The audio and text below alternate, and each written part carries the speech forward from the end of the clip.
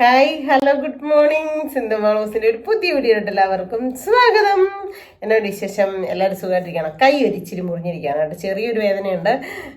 പിന്നെ എന്നാ പറയുന്നത്, ഇന്ന് മൊത്തത്തിൽ ഒരു ചടപ്പായിരുന്നു കേട്ടോ. ചടപ്പെന്ന് വെച്ച് കഴിഞ്ഞാലേ എന്തോ ഒരു ക്ഷീണം, എവിടെയെങ്കിലും ഒന്ന് കിടന്നാൽ മതി, എവിടെയെങ്കിലും ഒന്ന് കിടന്നാൽ മതി. കാരണം എന്താ പറയുക, എൻ്റെ കൈക്ക് നോർമലി ഇച്ചിരി വണ്ണം കൂടിയിട്ടുണ്ട് കേട്ടോ. എനിക്ക് ശരീരത്തിന് വണ്ണം വെക്കുന്നത് ഫസ്റ്റ് കൈക്ക് കാലിലുമാണ് കേട്ടോ, തുടയ്ക്കും കൈക്കുമാണ് വണ്ണം വെക്കുന്നത്. അപ്പം ഇച്ചിരി വണ്ണം കുറയാൻ വേണ്ടിയിട്ട് ഞാനൊരു മൂന്നാലഞ്ച് ദിവസമായിട്ട് കൈവണ്ണം കുറയാനായിട്ടും ഒക്കെ ഇച്ചിരി എക്സസൈസ് അത് കൂട്ടി. വേറൊരു നോർമലി ഞാനൊരു സാറിൻ്റെ ഒരു എക്സസൈസ് രാവിലെ ചെയ്യാറുണ്ട് എല്ലാ ദിവസവും. അത് കഴിഞ്ഞ് ഇപ്പം അതിൻ്റെ കൂട്ടത്തിൽ ഇപ്പോൾ ഒരു 5-6 ദിവസമായിട്ട് കൈയുടെ കുറയാനായിട്ട് കൂടെ ഒരു ശാല എക്സസൈസ് ചെയ്യുന്നുണ്ട്. അപ്പം അതാണോ എന്നറിയില്ല, രണ്ട് കൈക്കും ഒരാഴ്ചത്തേന് വേദന എടുക്കുമെന്ന് പറഞ്ഞിട്ടുണ്ടായിരുന്നു. വേദനയുണ്ട്, പിന്നെ ശരീരത്തിന് ഒരു ക്ഷീണം, കിടക്കണമെന്ന് കേട്ടോ. ഇപ്പോഴത്തെ ഈ പനി വന്നാലേ ഭയങ്കര അവശതയാണ്, എല്ലാവർക്കും ക്ഷീണവും കാര്യങ്ങളും. കിടക്കണം, ബെഡും ആയിട്ട് ഇതാണ് ഇത് എല്ലാവരും പറയുന്നുണ്ട് കേട്ടോ. 7-8 ദിവസമൊക്കെ പനിച്ചിട്ടൊക്കെ. പക്ഷെ എനിക്ക് 2 ദിവസം കൊണ്ടങ്ങ് മാറി കിട്ടിയായിരുന്നു. പക്ഷെ എനിക്ക് കിടക്കണമെന്നുള്ളൊരു ചിന്തയാണ്. എനിക്ക് ഇടയ്ക്കിടയ്ക്ക് ഒരു ചുമയും കൂടെ വരുവേ. അന്നേരം ഒരു ഭയങ്കര ഒരു അസ്വസ്ഥത, ചങ്കിന് എനിക്ക് ചുമയ്ക്കാൻ പറ്റത്തില്ല. ചുമച്ചിട്ടുണ്ടെങ്കിൽ എനിക്ക് ചങ്കിനകത്തൊക്കെ വേദന വരും, ശരീരത്തിന് മൊത്തം വേദന വരും. അപ്പം ആ എക്സസൈസ് ചെയ്യുന്നതിനോട് നമ്മുടെ ബോഡി ഒന്ന് ചെറുതായിട്ടൊന്ന് ഇളകുമ്പോഴത്തേക്കും ഒന്ന് ചെറുതായിട്ടൊന്ന് വേദന കൂടിയിട്ടുണ്ട്. അതിൻ്റെ കൂടുതൽ ചുമയ്ക്കാൻ കൂടെ ചെയ്യുമ്പോഴത്തേനും എനിക്ക് ശരീരത്തിന് ചങ്കിനൊക്കെ ഭയങ്കര വിഷമം, ഒരു ബുദ്ധിമുട്ടൊക്കെയാണ്. അപ്പം അതൊന്നും അല്ല ഇന്നത്തെ ഇത്, അസുഖത്തിൻ്റെ കാര്യമൊന്നും അല്ല ഇത് വെച്ച് കഴിഞ്ഞാൽ ഒരു ഹാപ്പി ഒരു പോസിറ്റീവ് വീഡിയോ ആണ് കേട്ടോ.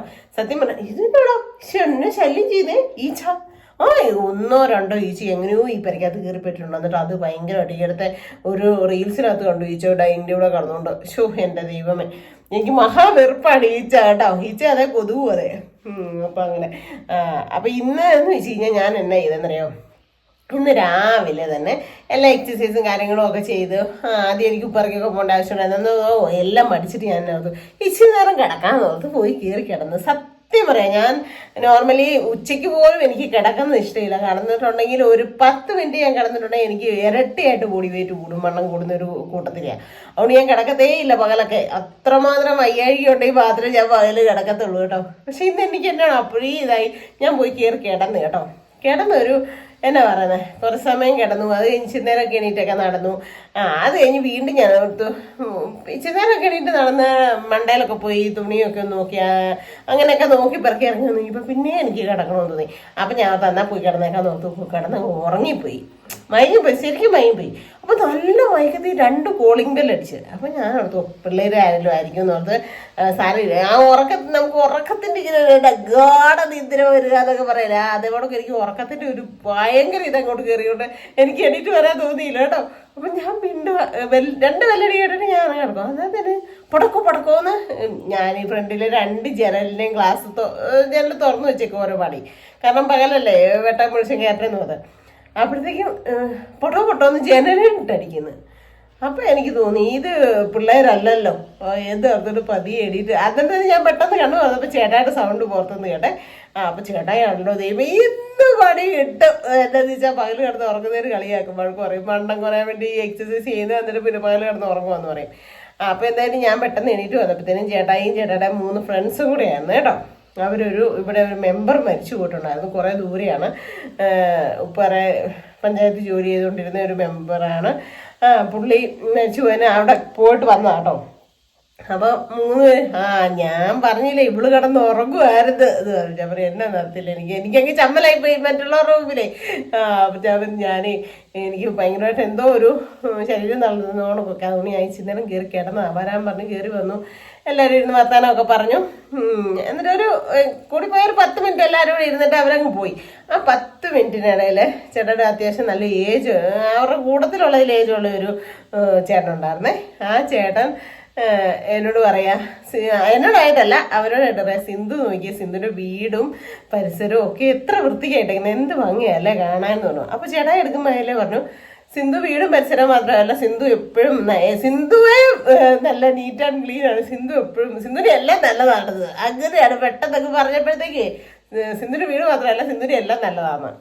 അപ്പോഴത്തേനും ശരിയാ, സത്യം കേട്ടോ, ഇങ്ങനെ ഇരിക്കണം. ഇപ്പൊ ഓർക്കാപ്പുറത്ത് കയറി വന്നതല്ലേ, പക്ഷെ കയറി ഇപ്പം ഡോറ് തുറന്നപ്പോ സിന്ധുവിന്റെ മുഖത്തൊരു ജാളിത ഉണ്ടായിരുന്നു. എന്താന്ന് ചോദിച്ചാൽ ഉറങ്ങുമായിരുന്നല്ലോ, ഇവർ അറിഞ്ഞല്ലോ എന്ന് ഓർത്തിട്ട് ഞാൻ പറഞ്ഞു സത്യം ചേട്ടാ, ശരിയാ എനിക്കൊരു ചമ്മൽ ഉണ്ടായിരുന്നു എന്ന് പറഞ്ഞു. എന്നിട്ട് കുറച്ച് സമയമൊക്കെ ഇരുന്നിട്ട് പോയി. കഴിഞ്ഞ ദിവസം ഒരു ദിവസം ചേട്ടാ എന്ന് പറഞ്ഞു, എടീ എൻ്റെ ഒരു ഫ്രണ്ട് പറയണേ നിന്റെ പല്ല് കാണാൻ നല്ല രസമാണ്. അപ്പൊ ഞാൻ ഏത് ഫ്രണ്ട് അതൊന്നും ഞാൻ പറയത്തില്ല. അപ്പൊ ഞാൻ പറഞ്ഞ എന്നാ ഫ്രണ്ടിനോട് പറ എല്ലാ ദിവസവും രാവിലെ വൈകിട്ട് ബ്രഷ് ചെയ്താൽ മതി, അപ്പൊ പല്ല് നീറ്റാവുന്നത്. ആ പറഞ്ഞ ഫ്രണ്ടിനോട് പറയാൻ പറഞ്ഞു. അപ്പോഴത്തേനും ചേട്ടാ ഞാൻ എന്നിട്ട് എന്നാ പറഞ്ഞതെന്ന് നിനക്കറിയാമെന്ന് ചോദിച്ചു. അപ്പൊ എനിക്ക് എങ്ങനെ അറിയാമെന്ന് ചേട്ടൻ ഏത് ഫ്രണ്ടാ പറഞ്ഞതെന്ന് എനിക്കറിയത്തില്ല, ആരാന്ന് എനിക്കറിയത്തില്ല. പിന്നെ ഞാൻ ചേട്ടാ എന്നാ പറഞ്ഞതെന്ന് എങ്ങനെ അറിയുന്നതെന്ന് ചോദിച്ചപ്പോൾ പല്ല് മാത്രമല്ല അവള് ഫുൾ പൊളിയാ സൂപ്പറാന്നാ പറഞ്ഞത്. അപ്പോൾ ഒരു ഹസ്ബൻഡ് സ്വന്തം ഭാര്യ, ഇപ്പൊ എൻ്റെ ചേട്ടാ എങ്ങനെ വന്ന് പറഞ്ഞു ഞങ്ങൾ രണ്ടുപേരും എന്തൊരു കാര്യം ഉണ്ടെങ്കിലും ഞങ്ങൾ അങ്ങോട്ടും ഇങ്ങോട്ടും ഷെയർ ചെയ്യും. ഞാനിപ്പോൾ എന്നെക്കുറിച്ച് ആരെങ്കിലും എന്തെങ്കിലും പറഞ്ഞാൽ ചേട്ടായെക്കുറിച്ച് പറഞ്ഞാണെങ്കിലും ഞങ്ങൾ തമ്മിൽ ഒരു കാര്യത്തിനും ഒരു മറയില്ല, സ്വകാര്യം ഇങ്ങനെ ഒളിച്ചു വെക്കുന്ന ഒരു ഇതില്ല. ഞങ്ങൾ എന്ത് കാര്യം ഉണ്ടെങ്കിലും മനസ്സ് തുറന്ന് ഷെയർ ചെയ്യും, അങ്ങോട്ടും ഇങ്ങോട്ടും. അതുകൊണ്ട് തന്നെ ഞങ്ങൾ ഈ പൈസയുടെ കാര്യത്തിലൊക്കെ ആണെങ്കിലും എൻ്റെ കാശ് നിൻ്റെ കാശ് ചിലടത്ത് കണ്ടിട്ടുണ്ടേ, അയ്യോ അതെൻ്റെ കാശാണ്, എൻ്റെ പൈസ ഇന്ന് തൊട്ട് വയ്ക്കുന്നത്, എൻ്റെ ബാഗിൽ നിന്ന് എടുത്ത് വയ്ക്കുന്നത്. അതൊന്നുമല്ല. നമുക്ക് ഭാര്യാഭർത്തൃ ബന്ധത്തിൽ ദാമ്പത്യത്തിൽ ഏറ്റവും ഒരു ഐക്യം വേണ്ടെന്ന് പറഞ്ഞത് നമ്മൾ രണ്ടും ഒന്നാണ് എന്നുള്ളതാണ്. ശരിയല്ലേ? എന്നിട്ട് പക്ഷെ എൻ്റെയും ചേട്ടാൻ്റെയും ജീവിതത്തിൽ ഞങ്ങൾ അങ്ങനെയാണ് കേട്ടോ. ചിലപ്പോൾ ചേട്ടായിക്ക് പൈസ ഇല്ലെങ്കിൽ ചിലപ്പോൾ എൻ്റെ പൈസ നിന്നിട്ട് എൻ്റെ വായിൽ നിന്ന് എടുക്കും, ചേട്ടായിക്ക് പൈസ ഇല്ലെങ്കിൽ ചേട്ടയുടെ പോക്കറ്റിൽ നിന്ന് ഞാൻ എടുക്കും.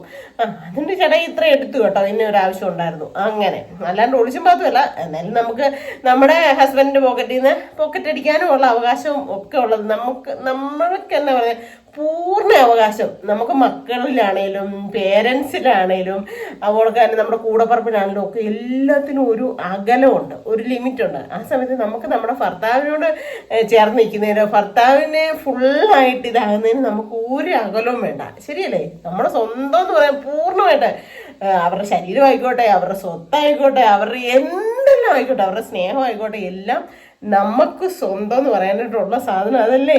ശരിയല്ലേ? അന്ന് പറഞ്ഞുകൊണ്ടാണ് ഭർത്താവിന് ഭാര്യനെ അല്ലേ, അവർക്ക് ചിലപ്പോൾ സൗന്ദര്യം കുറവായിരിക്കും, കാണാൻ വലിയ ഭംഗിയില്ലാത്തതായിരിക്കും, ചിലപ്പോൾ ചില പോരായ്മകൾ കാണും. ഇപ്പം നമുക്കൊരു ഇപ്പം എൻ്റെ എന്ന് പറഞ്ഞു കഴിഞ്ഞാൽ എനിക്കിപ്പം 48 വയസ്സിലോട്ട് കയറി, ചേട്ടായിക്ക് 61 വയസ്സിലോട്ട് കയറുകയാണ് കേട്ടോ. 60 വയസ്സിൽ 61 വയസ്സിലോട്ട് കയറുകയാണ്. ഇന്നലെ ഞങ്ങൾ ഇങ്ങനെ വൈകിട്ട് ഇരുന്നുകൊണ്ട് കണക്ക് എന്തോ പ്രായത്തിൻ്റെ കാര്യം പറഞ്ഞിങ്ങനെ വർഷം വെച്ച് ഇങ്ങനെ കൂട്ടി. അപ്പം മെയ് 25 ചേട്ടായുടെ ബർത്ത്ഡേ ദിവസം. അപ്പം എന്നോട് അമ്മ പറഞ്ഞിട്ടുണ്ടായിരുന്നു, അമ്മ 60 വയസ്സല്ലേ, നമുക്ക് ഈ പ്രാവശ്യം പപ്പാടെ ബർത്ത്ഡേ ഒന്ന് ഗ്രാൻഡ് ആഘോഷിച്ചേക്കാന്ന് പറഞ്ഞു. അപ്പൊ ഞാൻ അതാണ് പറഞ്ഞത്, ചേട്ടാ ഈ അമ്മ ഇന്ന് പറഞ്ഞായിരുന്നു ബർത്ത്ഡേ പപ്പാടെ ആഘോഷിക്കണമെന്ന്, അവിടെ വരാൻ പറ്റുമെങ്കിൽ വരാം നോക്കാന്നൊക്കെ പറഞ്ഞു എന്ന് പറഞ്ഞു. അതിനെക്കാട്ടി അമ്മ പറയുന്നതിനുപരി എനിക്കൊരു മോളുണ്ട് കേട്ടോ ദുബായില്, അവളുടെ പേര് ഞാൻ പറയുന്നില്ല. അവൾ 60 വയസ്സാന്ന് ഷഷ്ടിപൂർത്തി സിന്ധുമ്മയെ ആഘോഷിക്കണം എന്നെ പറയല. അന്ന് പപ്പായെ സന്തോഷിപ്പിച്ചേക്കണം, സിന്ധുമ്മയ്ക്കും സിന്ധുമ്മയുടെ മക്കൾക്കും വേണ്ടിയിട്ടും ജീവിച്ച ഒരു മനുഷ്യൻ, ആ മനുഷ്യൻ എന്നൊക്കെ പറഞ്ഞാൽ അവള് കുറേ ആയിട്ട് പറയുന്നുണ്ട് കേട്ടോ. അവള് സാധാരണ പപ്പായുടെ ബർത്ത്ഡേക്ക് ഈ യൂട്യൂബ് ചാനൽ തുടങ്ങിയ പിന്നെ എന്തെങ്കിലും ഗിഫ്റ്റ് കൊടുക്കുകയും പരിപാടിയൊക്കെ ചെയ്യുന്ന ഒരു മോളാണേ. അപ്പൊ അവളാണ് ആദ്യം ആഘോഷിക്കാന്ന് പറഞ്ഞത്. അപ്പൊ ഞാൻ അമ്മൂനോട് പറഞ്ഞടി എന്നെ ഉണക്ക് നിന്റെ ചേച്ചിക്കുട്ടി ഇങ്ങനെ പറഞ്ഞിട്ടുണ്ടെന്ന് പറഞ്ഞപ്പോൾ അമ്മ പറഞ്ഞാൽ അന്നാ നോക്കട്ടെ അമ്മ, ഈ മാസം തന്നെയാണല്ലോ, ഇപ്പൊ ഏപ്രിലല്ലേ ഇപ്പൊ വന്നിട്ട് പോയത്, എന്നാലും കുഴപ്പമില്ല, മെയ് അല്ലേ, വരാമേ നോക്കട്ടെ എന്നൊക്കെ അവള് പറഞ്ഞു. അത് ഞാൻ ചേട്ടനോട് പറഞ്ഞപ്പോൾ ചേട്ടാ പറഞ്ഞു അതെങ്ങനെയാടി 60 വയസ്സ്, എനിക്ക് 61 വയസ്സിലോട്ടാകും. ഞാൻ ഒരു പോയാലേ ചുമ്മാ പൊട്ടത്തരം പറയാതെ, ചുമ്മാ ഓരോ വയസ്സ് കൂട്ടി പറയണോന്ന്. എന്നിട്ട് ഞങ്ങള് കണക്കടിച്ച് കൂട്ടി നോക്കിയപ്പോ 61 വയസ്സിലോട്ടാണ് കയറുന്നത്. 60 വയസ്സ് പൂർത്തിയായി 61 വയസ്സിലോട്ടാണ് ചേട്ടാ കയറുന്നത്. അപ്പൊ എനിക്ക് 47 വയസ്സായി, 48 വയസ്സിലോട്ട് 2 വർഷം കഴിയുമ്പോൾ ഞാൻ 50 വയസ്സിലോട്ട് കയറും. അപ്പൊ ഈ ഒരു പ്രായത്തിലും ചിലർക്കൊരു വിചാരമുണ്ട്, 60 വയസ്സോ 50 വയസ്സോ കിളവനും കിളവിയല്ലേ, അവര് പ്രേമിക്കാവോ, അല്ലെ അവര് ദാമ്പത്യപരമായിട്ട് ജീവിക്കാവോ, അല്ലെങ്കിൽ എന്നാ പറയുന്നേ നാണക്കേടല്ലേ, അവര് കെട്ടിപ്പിടിക്കാവോ, അവര് ഉമ്മ കൊടുക്കാവോ, മഹാമോശം, നാണക്കേട്, അങ്ങനെയൊക്കെ ചിത്രീകരിക്കുന്ന കുറേ ആൾക്കാരുണ്ട്. പക്ഷെ ഉണ്ടല്ലോ, പ്രേമത്തിനും സ്നേഹിക്കുന്നതിനും ദാമ്പത്യ ജീവിതത്തിനും ഒന്നും ഒരു പ്രായപരിധിയില്ല. നമ്മളെപ്പോഴും നമുക്ക് ഈ ജീവിതത്തിൽ എന്നാ പറയുന്നത് ഒരു നിമിഷ നേരമേ ഉള്ളൂ. എന്നത്തേനും നമ്മുടെ ജീവിതം നമുക്ക് ആർക്കും ഒന്നും ഇത് ചെയ്യാൻ പറ്റത്തില്ല. പറ്റുമോ?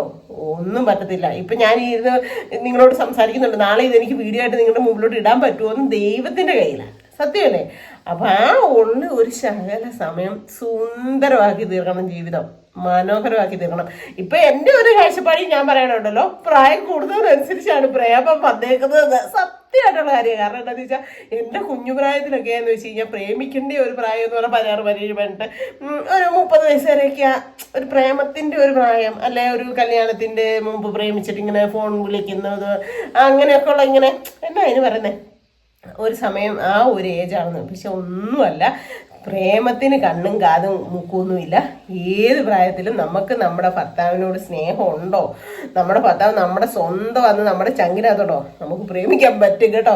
നിങ്ങളൊക്കെ ഒന്ന് ചെയ്തു നോക്കിക്കേ. ഇനി ആരെങ്കിലും ഇനി ഭാര്യ ഭർത്താവുമായിട്ട് വഴക്കുണ്ടാക്കുന്നവരും പിന്നെ അങ്ങോട്ടും ഇങ്ങോട്ടും കുറ്റം പറയുന്നവരും ഒക്കെ ഉണ്ടെങ്കിൽ നേരെ തിരിച്ച് ഇപ്പം ഞാൻ പറയുന്നവർക്കൊന്ന് ചെയ്തു നോക്കിയേ.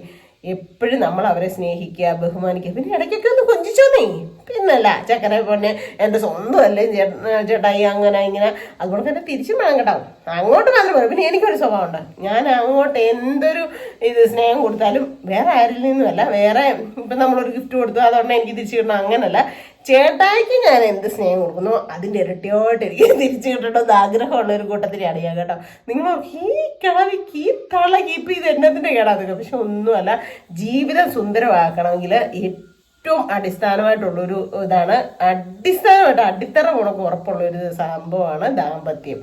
അതിനകത്ത് വിള്ളൽ വരുന്നതാണ്. കുറെ അവിടെ ചെത്തു ഇവിടെ ചെത്തു, അങ്ങോട്ട് ചാടിപ്പോയി, മക്കളെ കൊന്നിട്ട് വേറൊരുത്തൻ്റെ കൂട്ടത്തിൽ പോയി. ഈ കഴിഞ്ഞ ദിവസം കൊണ്ട് ന്യൂസ് ഉണ്ട്, 3 കുഞ്ഞുങ്ങളെ കണ്ടിട്ട് മുൻകാമുകൻ്റെ കൂടെ, സ്കൂളിൽ പഠിച്ച മുൻകാമുകൻ്റെ കൂടെ ചാടിപ്പോയെന്ന്. അവളിലൊക്കെ യഥാർത്ഥത്തിൽ ആ കുഞ്ഞുങ്ങളെ കൊന്നു കളഞ്ഞു.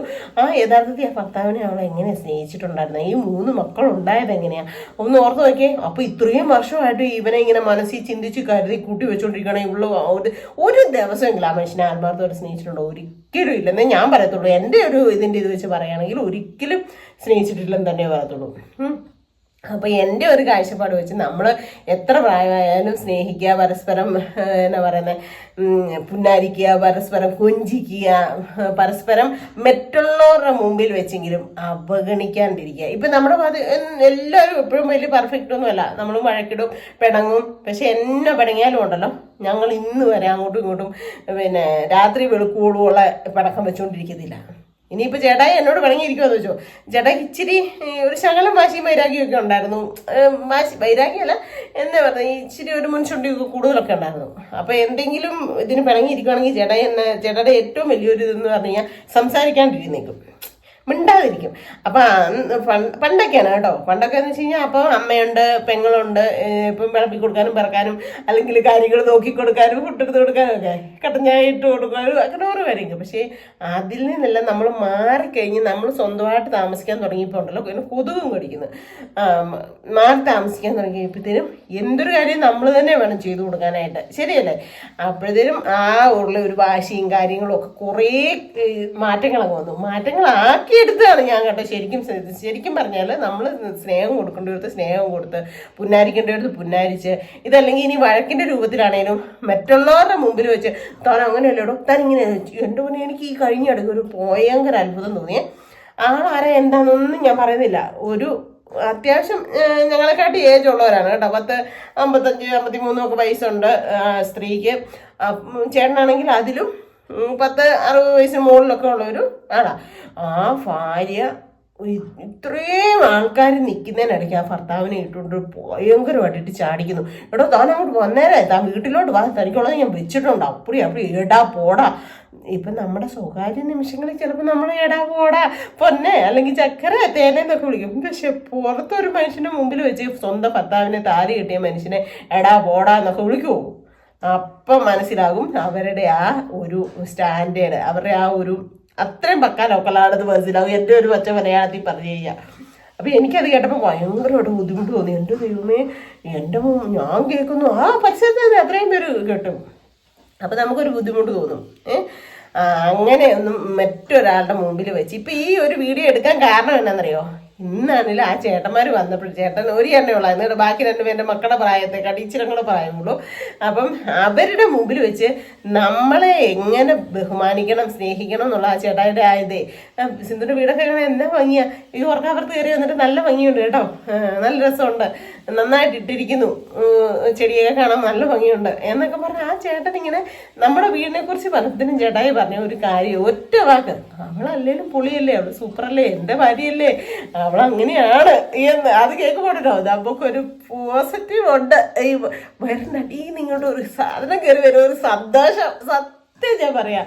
അപ്പം അങ്ങനെ ആയിരിക്കണം ഭാര്യ ഭർത്താക്കന്മാർ. നമ്മൾ തമ്മിൽ പ്രശ്നം ഉണ്ടായാലും വഴക്കുണ്ടായാലും നമ്മുടെ ഇടയിൽ കഴിയണം. ഇനിയിപ്പോൾ പോട്ടെ ചേട്ടായി വഴക്കിട്ടു പിണങ്ങി, അല്ലെ ഞാൻ വഴക്കിട്ടു പിണങ്ങി നമ്മൾ മിണ്ടാതൊക്കെ ഇരിക്കുകയാണെങ്കിലും നമ്മളറിയാത്ത മട്ടി ഞാനാണോ വഴക്കിട്ടെങ്കിൽ ഞാൻ എന്നെ ചെയ്യുന്നതെന്നറിയോ, ഞാൻ കാലും കയ്യും എല്ലാം എടുത്ത് ചേട്ടാ പുറത്തിട്ടൊക്കെ അങ്ങ് കടന്നേക്കും. അപ്പോഴത്തേക്കും തന്നെ ഇവരുടെ സ്വഭാവം മാറും. ശരിയല്ലേ? ഒരു മൈൻഡ് മാറും. നമ്മളായിരിക്കണം അവരെ സ്നേഹത്തോടെ ചേർത്ത് പിടിക്കുന്നത്, പ്രത്യേകിച്ച് സ്ത്രീകൾ. ഭർത്താക്കന്മാരെന്ന് പറഞ്ഞാൽ പുറത്തൊക്കെ പോയി പണി ചെയ്ത് മടുത്ത് നമുക്ക് വേണ്ടിയിട്ടാണ്, നമ്മുടെ മക്കൾക്ക് വേണ്ടിയിട്ടാണ്, അല്ലെങ്കിൽ നമ്മുടെ വീടിന് വേണ്ടിയിട്ടാണ് കഷ്ടപ്പെട്ട് ഒക്കെ വന്ന് പാടുപെട്ടിട്ട് അവർ വന്ന് റെസ്റ്റ് എടുക്കുന്ന സമയമാണ് രാത്രി സമയങ്ങൾ. ആ സമയങ്ങൾ ഭൂദേവി മാതിരി പിന്നെ എന്താ പൂമുഖവാതുക്കൽ സ്നേഹം വിടർത്തുന്ന പൂതനെയാണ് എൻ്റെ ഭാര്യ എന്നാകരുത്, അല്ലേ? അപ്പോൾ എല്ലാവരോടും എനിക്ക് ഒരു കാര്യമേ പറയാനുള്ളൂ, എപ്പോഴും നല്ല സ്നേഹത്തോടെയും സന്തോഷത്തോടെയും ജീവിക്കുക. പിന്നെ ഇപ്പൊ മക്കളെ ആണെങ്കിലും നമ്മൾ മക്കളുടെ മുമ്പിലുള്ള സ്നേഹത്തോടെയും സന്തോഷത്തോടെയും ജീവിച്ച് കാണിക്കുമ്പോൾ അവർക്ക് അതൊരു മാതൃകയാകും. കണ്ടോ അച്ഛനും അമ്മയോട് എത്ര സ്നേഹത്തോടെ ജീവിക്കുന്നതെന്നുള്ള. അല്ലാണ്ട് എപ്പോഴും അമ്മയും അപ്പനും വഴക്കും അലമ്പും കാര്യമൊക്കെ ആ മക്കളും അങ്ങനെയാകത്തുള്ളൂ. നമ്മുടെ കുടുംബത്തെ എന്താണോ അതായിരിക്കും നമ്മുടെ മക്കൾ ഒരു പരിധി വരെ കാണിക്കുന്നതെന്നാണ് എൻ്റെ ഒരു വിശ്വാസം കേട്ടോ. ഭാര്യനെ സ്നേഹിക്കുന്നതായിക്കോട്ടെ, മുതിർന്നവരെ സ്നേഹിക്കുന്നതായിക്കോട്ടെ, മക്കളെ സ്നേഹിക്കുന്നതായിക്കോട്ടെ, ഒക്കെ ഒരു പരിധി വരെ അങ്ങനെ ആയിരിക്കും. പിന്നെന്ന് വെച്ച് കഴിഞ്ഞാൽ എല്ലാ ഭർത്താക്കന്മാരും ഒരുപോലെ ആയിരിക്കണമെന്നില്ല. ഇപ്പൊ എന്റെ ജീവിതത്തിൽ തന്നെ 2 പുരുഷന്മാർ എന്റെ ജീവിതത്തിൽ വന്നു. എല്ലാവരെയും നമുക്ക് ഒരേ രീതിയിൽ ഇതാകാൻ പറ്റിയെന്നിരിക്കുകയല്ല. ചിലപ്പോൾ പിന്നെ പ്രായത്തിന്റെ ഒരു വ്യത്യാസം വരും, പക്വതക്കുറവിനെ കൊണ്ട് നമുക്ക് ഒത്തിരി തട്ടുകേടുകളും 2 പേരുടെയും ഭാഗത്തു നിന്ന് വിഷമങ്ങളും സങ്കടങ്ങളും വേദനകളും ഒക്കെ ഉണ്ടായിട്ടുണ്ടാവും. പക്ഷെ നമ്മൾ എന്നും കണ്ടിന്യൂസ് ആയിട്ട് അങ്ങനെയാകാൻ നോക്കരുത്.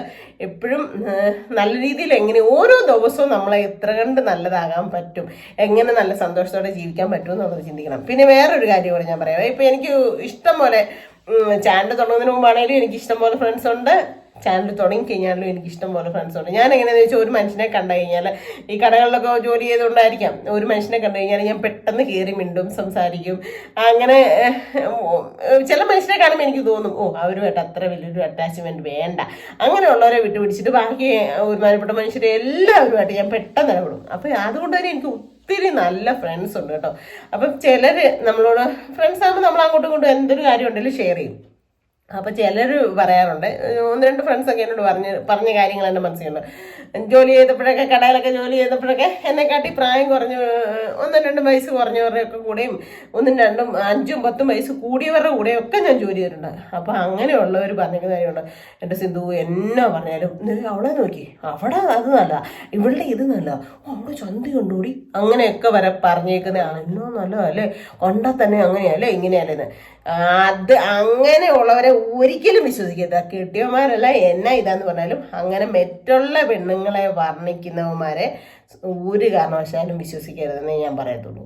എന്നാന്ന് വെച്ച് കഴിഞ്ഞാൽ അവനവന് കിട്ടിയേക്കുന്നത് എന്താണോ അതിനെ ഏറ്റവും ഭംഗിയാക്കി ഏറ്റവും സന്തോഷമായിട്ട്, ഇനി പോട്ടെ ഇച്ചിരി കുറവുകളും കാര്യങ്ങളും ഉള്ളതാണെങ്കിലും എത്ര നല്ലതാക്കിയാണേൽ അങ്ങനെ സ്നേഹത്തോടെ കൊണ്ടുവന്ന് നോക്കണം. അല്ലാണ്ട് വല്ലവൻ്റെയും എന്നാ പറയുന്നത് ഭാര്യമാരുടെ ഇദ്ദേഹത്തോട്ടുള്ള നോട്ടം കൊള്ളുന്നവന്മാരെ ഒരിക്കലും വിശ്വസിക്കരുത്. അങ്ങനെ ഒരു 2-3 കാര്യങ്ങൾ. പിന്നെ അത് പരസ്പര ബന്ധം, അത് ഒരിക്കലും നമ്മൾ അംഗീകരിച്ചു കൊടുക്കരുത്. ഒരു ഭർത്താക്കന്മാർക്കും അംഗീകരിച്ചു കൊടുക്കരുത്. അതുപോലെ തന്നെ ഒരു ഭാര്യമാരും സ്വന്തം ഭർത്താക്കന്മാരെ ചതിച്ചിട്ട് ഒരു കാരണവശാലും അങ്ങനത്തെ ഒരു തെറ്റായ വഴിയിലൂടെ പോകരുത്. പിന്നെ 2 പറഞ്ഞു കഴിഞ്ഞാൽ 2-3 കാര്യമുണ്ട് അംഗീകരിക്കാൻ പറ്റത്തില്ലാത്തത്. അപ്പൊ ഞാൻ എൻ്റെ ചേട്ടനെ ഇതായിട്ട് പറഞ്ഞു, ചേട്ടാ 50 അടിക്കുന്ന വ്യക്തിയാണ്, ഇന്നും എന്ന് പറഞ്ഞ് കുടിച്ച് മറിഞ്ഞ് നടക്കുന്ന വ്യക്തിയല്ല. അതുകൊണ്ട് തന്നെ രാവിലെ മുതൽ ഇങ്ങനെ കള്ളുടിമാരമാതിരി സ്ഥിരമായിട്ട് ഇങ്ങനെ മദ്യപിച്ച് നടക്കുന്ന ഒരു വ്യക്തിയല്ല എൻ്റെ ഭർത്താവ്. വല്ലപ്പോഴും ഒക്കെ ഒന്ന് അടിക്കും. പിന്നെ ചില ദിവസമൊക്കെ വൈകിട്ട് എന്നാ പറയുന്നത്, അവരുടെ ജോലിയൊക്കെ കഴിഞ്ഞ് കഴിയുമ്പോൾ ഇച്ചിരി അവരെല്ലാവരോട് കൂടി ഒരു ചാലം അടിക്കും. അങ്ങനെയൊക്കെ ഉള്ള ഇതേ ഉള്ളൂ. അതിന് നമ്മളിങ്ങോട്ട് വരുന്നത്, നിങ്ങൾ കുടിയനല്ലേ, നിങ്ങൾ കുടിച്ചിട്ട് വന്നില്ല, അപ്പടിയാന്ന് പറഞ്ഞ് വഴക്കിനിരുന്ന് അതിനെ സമയം കാണത്തുള്ളൂ. അങ്ങനെ അവരുടെ എല്ലാ ഇതിനകത്തും കയറി നമ്മൾ ഇടപെടാനായിട്ട് നിൽക്കരുത്. പിന്നെ ഒത്തിരി ഓവറാന്ന് കണ്ടാൽ നമ്മൾ സ്നേഹത്തോടെ പറഞ്ഞു കൊടുക്കുക. നമുക്ക് അസുഖങ്ങളും കാര്യങ്ങളും വരും, നമ്മുടെ ശരീരത്തിന് ദൂഷ്യമായിട്ടുള്ള രീതിയിൽ നമ്മൾ ചെയ്യാണ്ടിരിക്കാന്ന്. അതല്ല ചിലരുണ്ട്, വില ചെയ്തിട്ട് മൊത്തം കുടിക്കും, കുടിച്ചിട്ട് വന്ന് പെണ്ണുമ്പിളക്കിട്ട് മക്കൾ കിട്ടും, അലമ്പുണ്ടാക്കും. അത് നമ്മൾ ഒരിക്കലും അംഗീകരിച്ചു കൊടുക്കാൻ പറ്റില്ല. അതൊക്കെ തുടക്കത്തിലെ തന്നെ നമുക്ക് നിയന്ത്രിച്ചാൽ ഒരു പരിധി വരെ അവരെ നന്നാക്കി കൊണ്ടുവരാൻ പറ്റും. ആരും കുടിയരായിട്ടോ കള്ളരായിട്ടോ കൊലപാതകമായിട്ടോ അല്ല ഈ ഭൂമിയിലോട്ട് ജനിച്ചു വീഴുന്നത്, ആണോ? അല്ല, അവരുടെ ഓരോരുത്തരുടെയും സാഹചര്യം കൊണ്ടാണ്. അപ്പം അങ്ങനെയുള്ള കാര്യങ്ങളൊക്കെ നമ്മൾ അംഗീകരിച്ചു കൊടുക്കാതിരിക്കുക, അല്ലേ? നമ്മളൊരു യാത്ര പോകുമ്പോഴും ഒക്കെ ആയിക്കോട്ടെ, നമുക്ക് എത്രമാത്രം എൻജോയ് ചെയ്യാൻ പറ്റുന്നു, എത്രമാത്രം അവരെ ഭാര്യനെ ആയാലും ഭർത്താവിനായാലും ചേർത്ത് പിടിക്കാൻ പറ്റുന്നു എന്നുള്ളത് ആ ഓരോരുത്തരുടെയും നമ്മുടെ മനസ്സിലെ അവരോടുള്ള ഇഷ്ടമാണ്. അത് എത്ര വയസ്സായെന്ന് പറഞ്ഞാലും അതിനൊന്നും ഒരു കുറവും വരുത്തില്ല നമ്മൾ സ്നേഹത്തോടെയും സന്തോഷത്തോടെ ആണെങ്കിൽ. ഇപ്പൊ സത്യമായിട്ട് ഞാൻ പറയാം, ഈ വീഡിയോ കാണുമ്പോൾ ചിലപ്പോൾ പറയും, അയ്യോ ഈ കിളവിക്ക് ഇപ്പോഴാ പ്രേമം, അല്ലെങ്കിൽ അതിനുള്ള വേറെ വൃത്തിയായിട്ട് ഓരോ വാക്കുകളൊക്കെ ഉണ്ടല്ലോ, അതൊക്കെ പറയും. പക്ഷെ എന്നെ അതൊന്നും വേശത്തില്ല, എനിക്കതൊന്നും ഒരു പ്രശ്നമില്ല. കാരണം നമ്മൾ എന്താണോ അതായിരിക്കണം നമ്മൾ എന്താണെന്നുള്ളത് നമുക്ക് വ്യക്തമായിട്ട് അറിയാം, അല്ലേ? നമ്മൾ സന്തോഷവും സമാധാനമായിട്ട് മുമ്പോട്ടേക്ക് ജീവിക്കാൻ പഠിക്കണം. ചിലരുണ്ട് അഭിനയ ജീവിതമാണ് ശരിക്കും. ഭാര്യ ഭർത്താവും കൂടെ ഭയങ്കര അടിപിടിയാ. ഒരു 10 പൈസ ഭർത്താവിന് കൊടുക്കില്ല, അല്ലെ ഭർത്താവ് ഭാര്യയ്ക്ക് കൊടുക്കില്ല, അങ്ങോട്ടും ഇങ്ങോട്ടും അലമ്പും പ്രശ്നമാണ്. പക്ഷെ പുറമെ ഇങ്ങനെ നോക്കുമ്പോൾ അവർ ഭയങ്കര സന്തോഷമുള്ള ഒരു കുടുംബ ജീവിതം ജീവിക്കുന്ന മാതിരിയൊക്കെ ഉണ്ട്. അതൊക്കെയും വെറുതെയാണ്. പിന്നെ അതുപോലെ തന്നെ എനിക്കൊരു കാര്യം എന്ന് പറയാനുള്ളതുണ്ടല്ലോ, പിണങ്ങി ജീവിക്കരുത്. പിണങ്ങി ഇങ്ങനെ ഒരു ചിലരെ ഇങ്ങനെ ഓരോ ഇത് പറയുന്ന കേട്ടോ, ഓരോരുത്തരുടെ കഥകൾ പറയുമ്പോൾ ജീവിതാനുഭവങ്ങൾ പറയുന്ന എൻ്റെ മൈൻഡിൽ ഇരിക്കുന്ന വെച്ചാൽ പറഞ്ഞത്, കെട്ടിയവൻ കൂടെ കിടക്കത്തില്ല, കെട്ടിയവൻ വേറെ ഓരോരുത്തരോടുമാരോടെ പോയിട്ട് വരും, എന്നിട്ട് ഇവർക്കില്ലാത്ത കുറ്റമില്ല, അങ്ങനെയായി അലമ്പായി വഴക്കായി പ്രശ്നമായി. അതൊന്നും ഒരിക്കലും ജീവിത ശാശ്വതമാകത്തില്ല. അങ്ങനെ മുമ്പോട്ടേക്ക് ഒന്നും ഒരിക്കലും നമുക്ക് പോകാൻ പറ്റത്തില്ല. അതുകൊണ്ട് അങ്ങനെയുള്ള എന്തെങ്കിലും ഒരു ആരംഭം കാണുമ്പോൾ തന്നെ ദൈവത്തിലേക്ക് കൂടുതലും ഇവരെ സമർപ്പിച്ച് പ്രാർത്ഥിക്കുക. അവരെ സ്നേഹം കൊണ്ട് നമ്മളെ കൊണ്ട് പറ്റുന്ന അത്രയും സ്നേഹിക്കാൻ നോക്കുക, തിരുത്താൻ ശ്രമിക്കുക, അങ്ങനെയൊക്കെ ചെയ്യുക കേട്ടോ. ഒത്തിരിയും കാര്യങ്ങൾ ഇങ്ങനെ കേൾക്കുന്നതിൻ്റെ ഇതിലാണ് ഞാൻ ഈ പറയുന്നത്. അപ്പം ശരിക്കും പറഞ്ഞാൽ എനിക്ക് എൻ്റെ ദൈവം കൊണ്ട് തന്ന പുണ്യമാണ്, എൻ്റെ നീതി തന്നെയാണ് എൻ്റെ ചേട്ടായി. സത്യം എല്ലാ രീതിയിലും എല്ലാം നമ്മളിപ്പം വലിയ പെർഫെക്റ്റ് ആണ്, ഭയങ്കര വലിയ സുന്ദരനാണ്, വലിയ സുന്ദരിയാണ്, അതൊന്നുമല്ല.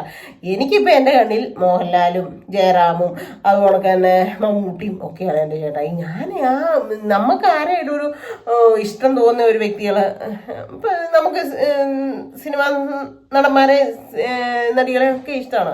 അപ്പൊ ആ ഒരു ഇത് അവരിലുണ്ട്. എൻ്റെ ഭർത്താവ് മോഹൻലാൽ സാറിനെ പോലെ കാണാം, അല്ലെ മമ്മൂട്ടിയെ പോലെ കാണാം. അത് നമ്മൾ അങ്ങനെ കരുതുക, നമ്മൾ അവരെ സ്നേഹിക്കുക. അല്ലാണ്ട് അയ്യോ എനിക്കിപ്പം അവരെ മതി, തന്നെ കൊള്ളത്തില്ല, അങ്ങനെ ഇങ്ങനെ എന്നൊക്കെ പറയുന്ന ജീവിതമാണ് ഈ ഒലഞ്ഞു പോകുന്നത് കേട്ടോ. പ്രശ്നം ഉണ്ടാകുന്നത് ഒരു പരിധി വരെ. അങ്ങനെയുള്ള കുടുംബജീവിതത്തിലൊന്നും സമാധാനവും ശാന്തിയും ഇല്ലാതെ വരും. നാളുകളിൽ നമ്മൾ ഓരോ ന്യൂസും കാര്യങ്ങളും കേൾക്കുന്നതാണ്. ഭാര്യനെ വെട്ടിക്കൊന്നു, ഭർത്താവിനെ വെട്ടിക്കൊന്നു, കാമുകന് വേണ്ടി ഭർത്താവിനെ കൊന്നു, അല്ലെങ്കിൽ അങ്ങനെ ചെയ്തു ഇങ്ങനെ ചെയ്തു. ഇപ്പം എടുത്ത് നോക്കിയാൽ ഒരു പരിധി വരെ അങ്ങനത്തെ കാര്യങ്ങളെ കേൾക്കാനുള്ളൂ. പക്ഷേ അതൊക്കെ ഇല്ലാതാക്കാനും നമ്മൾ വിചാരിച്ചാൽ നടക്കുന്ന കാര്യങ്ങൾ ഒരു പരിധി വരെ. നമ്മൾ നമുക്കായിട്ട് ജീവിക്കുക. ഒരു ഏജ് കഴിഞ്ഞാൽ പ്രത്യേകിച്ച് നമ്മൾ നമുക്കായിട്ട് ജീവിക്കുക തന്നെ ചെയ്യണം. നമ്മൾ നമ്മുടേതായ സന്തോഷങ്ങൾ കണ്ടെത്തി നമ്മുടേതായ ആ ഒരു സ്വർഗലോകം. അത്ര സുന്ദരമാണ് ഈ ഭൂമിയിലെ ജീവിതം. സത്യം ഞാൻ പറയാം. എല്ലാവരും പറയും അത് അങ്ങനെയാണ് നരകമാണ്. ഇന്ന് തന്നെ ഇപ്പം ഇച്ചിരി ഒരു വയ്യാഴ്ച വന്നപ്പോൾ ഞാൻ കയറി കിടന്നു അങ്ങനെ ഇങ്ങനെ. പക്ഷെ അവർ വന്ന് ഇച്ചിരി നേരം വർത്താനം പറഞ്ഞു കഴിഞ്ഞപ്പോൾ എനിക്ക് പെട്ടെന്ന് ഒരു സന്തോഷവും പോസിറ്റീവും കിട്ടിയുണ്ടോ. അപ്പം ഈ ഭൂമിയിലെ ജീവിതം സന്തോഷമാക്കാൻ നമ്മൾ തന്നെയാണ് വിചാരിക്കേണ്ടത്. നമുക്ക് തന്നെ അത് നശിപ്പിച്ച് കളയാനും പറ്റും, അല്ലേ? എല്ലാവരോടും ഓടക്കൊണ്ടാക്കാനും മഴക്കൊണ്ടാക്കാനും. ഒരു നിസ്സാര കാര്യത്തിന് ഇങ്ങനെ ചിലരുണ്ട് നോക്കിയിരിക്കും, നമ്മൾ എന്നാ ചെയ്യുന്നത്, അവരോടൊന്ന് വഴക്കുണ്ടാക്കാം, അവരോടൊന്ന് പ്രശ്നം ഉണ്ടാക്കാം. പക്ഷെ നമ്മൾ അതൊക്കെ ഉണ്ടല്ലോ ഇങ്ങനെ ഒരു മൈൻഡും ഇല്ലാത്ത രീതി വിട്ട് കളഞ്ഞൊക്കെ ഉണ്ടല്ലോ നമുക്ക് സന്തോഷമായിട്ടിരിക്കാൻ പറ്റും. നമ്മളെ ഇനിയിപ്പോൾ കിടന്ന് നമ്മുടെ ശരീരത്തോട്ടൊന്നും പറ്റത്തില്ലോ, അങ്ങനെയാണ് ഇങ്ങനെയാണെന്നൊക്കെ എന്തൊക്കെ പറഞ്ഞെന്ന് പറഞ്ഞാലും അങ്ങനെ നമ്മൾ മൈൻഡ് ചെയ്യാണ്ടിരിക്കുക, സന്തോഷമായിട്ടിരിക്കുക, എപ്പോഴും പോസിറ്റീവായിട്ടിരിക്കാൻ ശ്രദ്ധിക്കുക. അതുപോലെ തന്നെ നമ്മളോട് ആരെങ്കിലും എന്തെങ്കിലും വിഷമങ്ങളും കാര്യങ്ങളും ഓരോരുത്തരുടെ ജീവിതത്തിൽ ഓരോ സങ്കടങ്ങളൊക്കെ പറയുമ്പോഴും നമ്മുടെ ജീവിതത്തിൽ ഉണ്ടാകുന്ന സന്തോഷങ്ങൾ പറഞ്ഞ് ഷെയർ ചെയ്ത് കൊടുക്കാൻ ശ്രമിക്കുക. അപ്പോൾ അവരും അങ്ങനെ ശ്രമിച്ച് നോക്കുമ്പോൾ ഒരാളെങ്കിലും രക്ഷപ്പെട്ടാലോ, പറയാൻ പറ്റുമോ? അതൊക്കെയാണ് ഏറ്റവും നല്ലൊരു ജീവിതത്തിലെ സന്തോഷകരമായ നിമിഷങ്ങൾ കേട്ടോ. അപ്പം ഇന്ന് എനിക്കൊത്തിരി മടുപ്പ് ക്ഷീണമൊക്കെ ആയിട്ട് കയറി കിടന്ന് ഞാനാണ്. പക്ഷെ സന്തോഷമുള്ള ഒരു ദിവസമാക്കി മാറ്റി ദൈവം. അത്രയും ഒരു 10 മിനിറ്റ് സമയം അതുങ്ങൾ വന്നിരുന്നുള്ളൂ. എങ്കിലും ചേട്ടായുടെ സംസാരവും അവരുടെ സംസാരവും ഒക്കെ എനിക്ക് എൻ്റെ മനസ്സിൽ ഒത്തിരി സന്തോഷം കിട്ടി, പോസിറ്റീവ് കിട്ടി. അപ്പം എനിക്ക് കിട്ടിയ സന്തോഷം ഞാൻ നിങ്ങളോടും അങ്ങോട്ട് ഷെയർ ചെയ്തു എന്നുള്ളതേ ഉള്ളൂ കേട്ടോ. അപ്പം എത്ര ഏജ് ആയാലും എത്ര വയസ്സായാലും നമ്മൾ ഇണയും തുണയും ഒന്നായിരിക്കണം, എപ്പോഴും ചേർന്ന് നിൽക്കണം, ആരെക്കൊണ്ടും ഒന്നും പറയിപ്പിക്കാതെ നമ്മൾ നമ്മുടെ ഹാപ്പിനെസ് നോക്കി എത്ര ഇതാന്ന് പറഞ്ഞാലും സന്തോഷത്തോടെ മുമ്പോട്ടേക്ക് പോയാൽ ദൈവം നമ്മുടെ കൂടെ ഉണ്ടാവും. അതിനൊരു ഭയങ്കര ഉദാഹരണം തന്നെയാണ് എൻ്റെ ജീവിതം കേട്ടോ. എന്തൊക്കെ വിഷമങ്ങളും പ്രതിസന്ധികളും സങ്കടങ്ങളും ഒക്കെ വന്നപ്പോഴും ദൈവം എന്നെയും ചേട്ടനെയും കയ്യേന്ന് വിടാതെ മുറുക്കെ പിടിച്ചു. ഞങ്ങളുടെ സ്നേഹത്തിന് മുമ്പിൽ ദൈവത്തിന് വരെ കൂടെ ഒരു സ്നേഹം ഞങ്ങളോട് ഇരട്ടിയായിട്ട് തോന്നി. അതുകൊണ്ടാണ് നമുക്കിങ്ങനെ സന്തോഷമായിട്ട് ഓരോ നിമിഷവും മുമ്പോട്ട് പോകാനായിട്ട് വരുന്നത്. അപ്പം അങ്ങനെ ആവട്ടെ, എല്ലാവരുടെയും ജീവിതം സന്തോഷമായിട്ട് മുമ്പോട്ട് പോകുന്ന എല്ലാ ഒരു രീതിയും കാണട്ടെ, കേൾക്കട്ടെ. അങ്ങനെയുള്ള ഓരോരുത്തരുടെയും ജീവിതാനുഭവങ്ങൾ കേൾക്കാൻ ഇടവരട്ടെ. അപ്പോൾ ഇന്നത്തെ ഒരു വിശേഷം ഇത്രയേ ഉള്ളൂ കേട്ടോ. എല്ലാവർക്കും ഇഷ്ടമായെങ്കിൽ ലൈക്ക് ചെയ്യുക, ഷെയർ ചെയ്യുക, സബ്സ്ക്രൈബ് ചെയ്യുക, കമൻറ്റിൻ്റെ കൂട്ടത്തിൽ അവലോടണം ഒന്നിട്ട് ചോദിച്ചു കേട്ടോ. അപ്പോൾ പുതിയൊരു വീഡിയോ വരുന്നവരെല്ലാവർക്കും ചേട്ടാ.